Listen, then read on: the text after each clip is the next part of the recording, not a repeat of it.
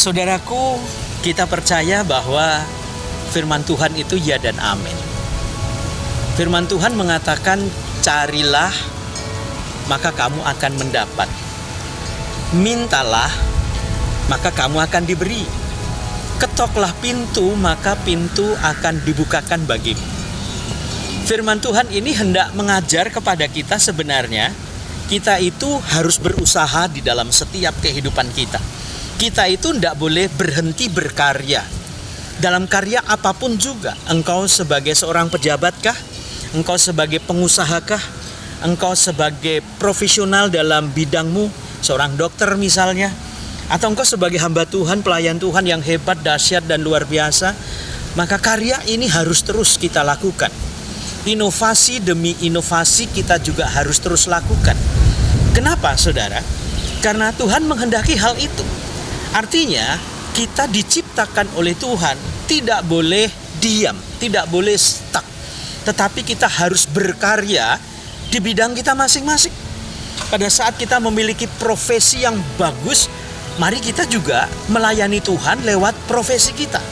Jangan segan-segan untuk berkarya, untuk memberitakan kabar baik, untuk memberitakan bahwa Tuhan itu hebat dalam setiap perilaku hidup kita, dalam kerja kita, dalam karya kita.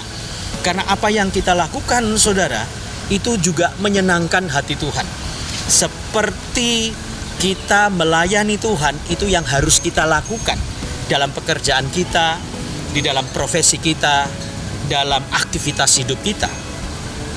Karena Tuhan menghendaki saudaraku sekalian bahwa inilah kita.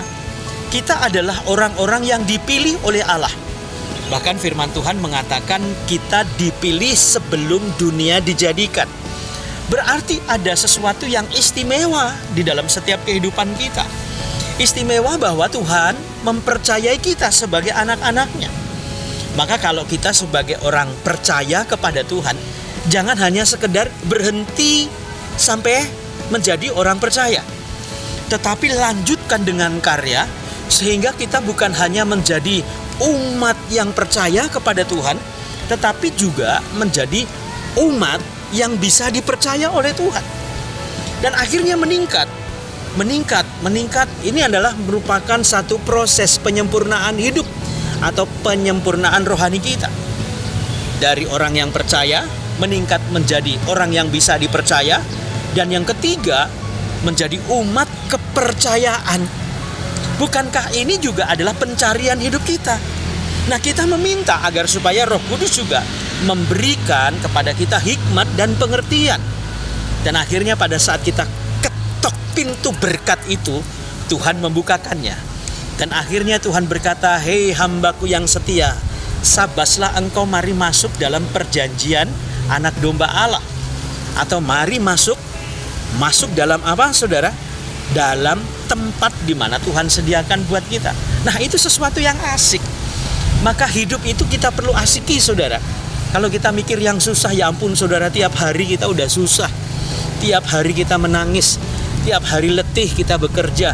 Tiap hari mungkin sesak dada kita oleh berbagai tekanan hidup. Tetapi percayalah, pada saat kita mencari, kita mendapat. Pada saat kita meminta kepada Tuhan, saudara, kita juga diberi. Dan pada saat pintu kita ketok, maka pintu akan dibukakan buat kita. Mari saudaraku sekalian, berkarya dalam setiap aktivitas hidup kita. Karena Tuhan tidak pernah lelah untuk memberkati kita. Haleluya.